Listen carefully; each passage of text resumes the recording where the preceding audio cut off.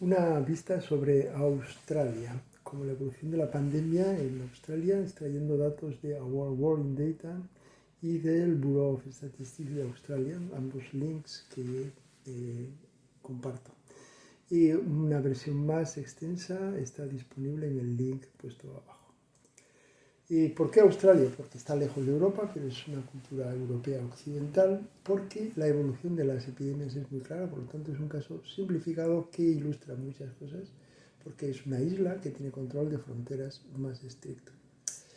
Y las medidas administrativas y coercitivas en Australia parece ser que eran muy fuertes hasta llegar a poner campos de aislamiento para casos y contactos. Y presenta dos epidemias muy bien definidas, las dos primeras, lo cual es muy interesante para ver la evolución de la pandemia.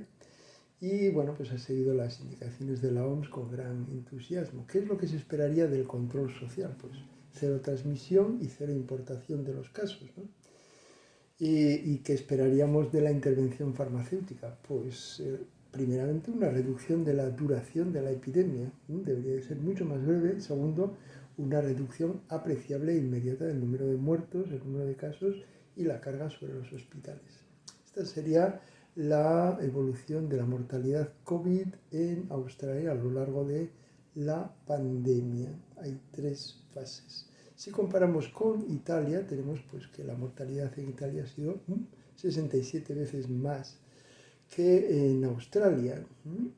Y Italia ha practicado confinamientos duros y medidas administrativas similares a las de o mayores, porque aquí se ve el Stringency Index, que es la medida de la dureza de las intervenciones no farmacéuticas, pues es similar o superior en Italia. Sin embargo, los resultados en mortalidad son bastante peores, ¿no?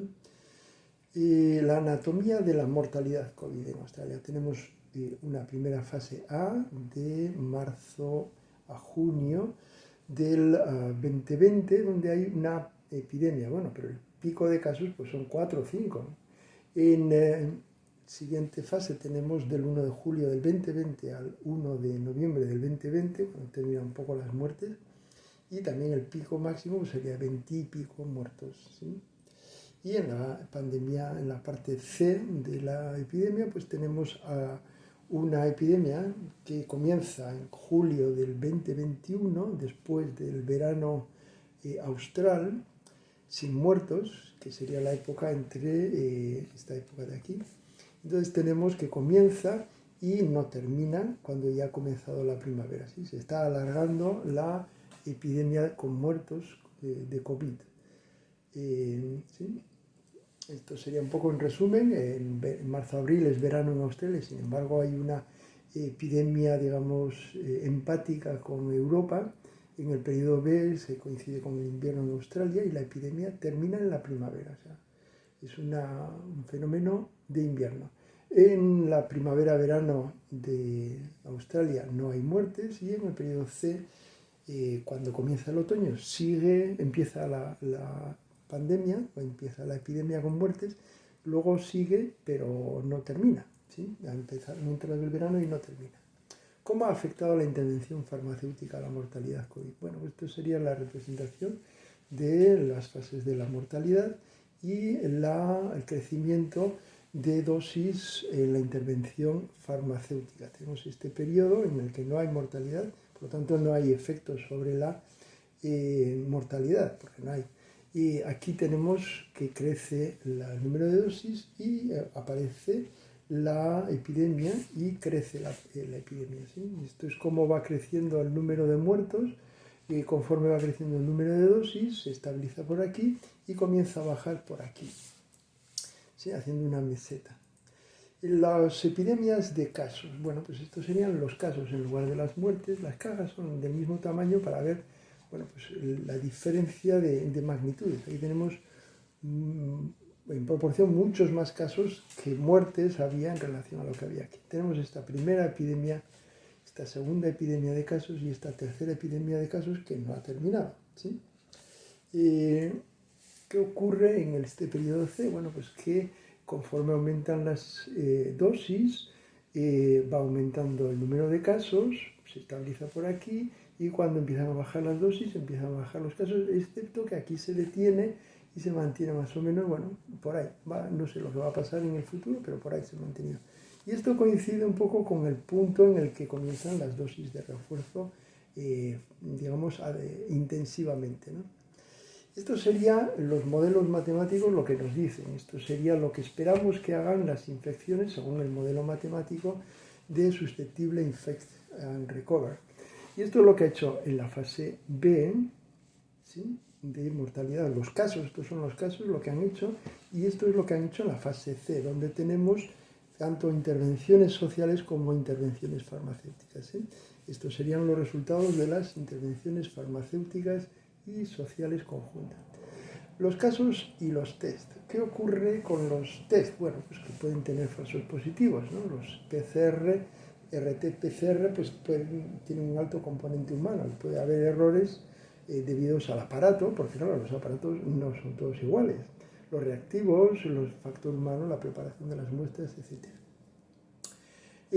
Claro, si forzamos a que haya muy pocos falsos negativos, pues podemos estar forzando a que haya muchos falsos positivos, ¿no? Y parece ser que esto es lo que querríamos, ¿no? No dejar que ningún enfermo de COVID pues pasase como no enfermo. Por lo tanto, una tasa optimista de falsos positivos sería un 1% y muy optimista sería de 1 de cada 1000. De falsos positivos, o sea, de cada 1000, uno que sería un falso positivo. ¿Qué ha ocurrido en los casos, en las epidemias de casos? Bueno, pues tenemos esta zona en la que tenemos 50.000 test, ¿sí?, que se están realizando, y en esta época pues se llegan hasta los 250.000 test diarios. O sea que en la fase B de la epidemia tenemos 50.000 test diarios que nos darían pues muchos más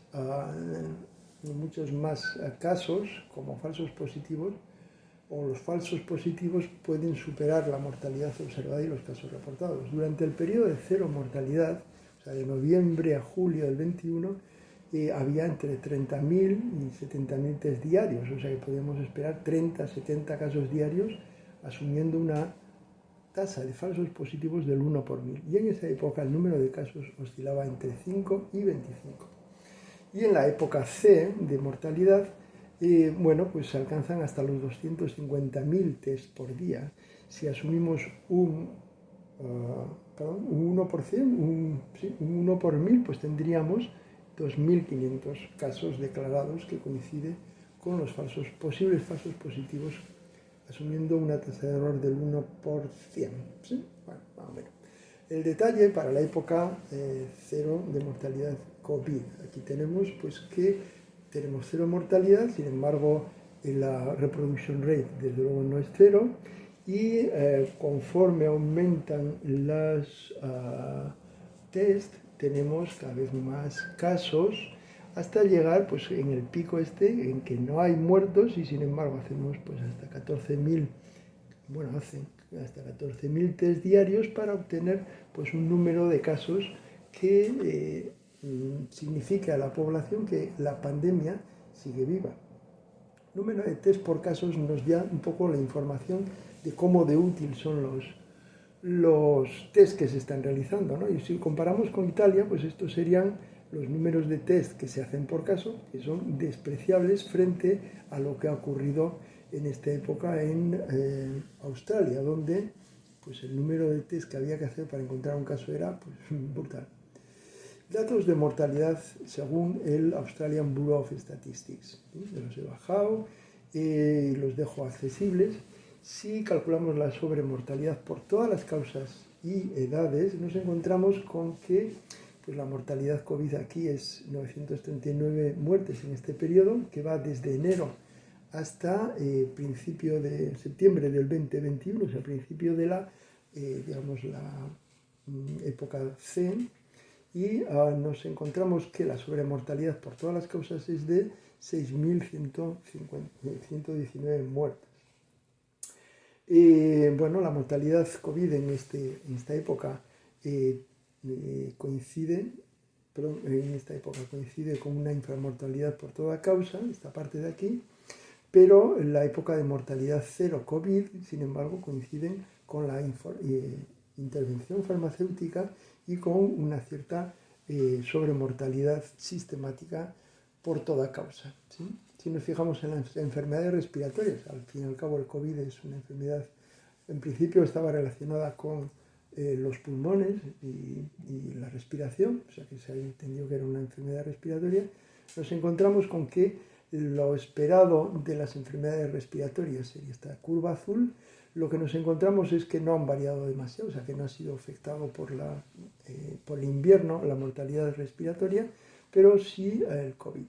O dicho de otra manera, aquí se han aplicado unas restricciones sociales que han hecho que no creciera la mortalidad por enfermedades respiratorias, pero sin embargo parece que no han afectado esas medidas restrictivas sociales al COVID, que sí se ha propagado. Y la pregunta es, ¿ha desaparecido la gripe? Pues parece ser que la gripe no ha desaparecido, se ha mantenido. Lo que no ha seguido es, digamos, la curva creciente esperada en el invierno, pero tampoco podríamos decir que el COVID ha sustituido a la gripe, sí que es un poco distinto. Si nos consideramos las poblaciones frágiles, pues entonces, si consideramos a los mayores de 85 años, vemos que en la segunda epidemia, la fase B, estaban un poco protegidos, pero sin embargo tienen sobremortalidad durante la época de la intervención farmacéutica.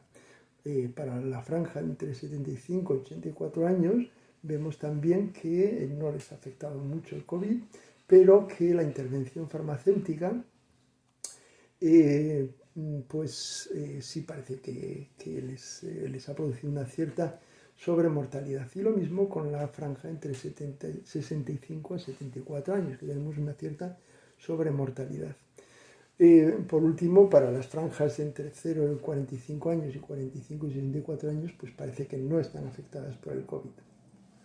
Bueno, los datos están disponibles y están accesibles en el link que dejo más abajo y sugiero que sigáis explorando. Bueno, ya lo siento que es un poco como apresurado el vídeo y tal, y como posiblemente bastante denso. Si te ha gustado puedes bajarlo, puedes compartirlo, o no sé cuánto tiempo va a durar. Ya sabemos cómo está el tema, pero bueno, yo animo a que uséis el Our World in Data para explorar y buscar vuestras propias respuestas.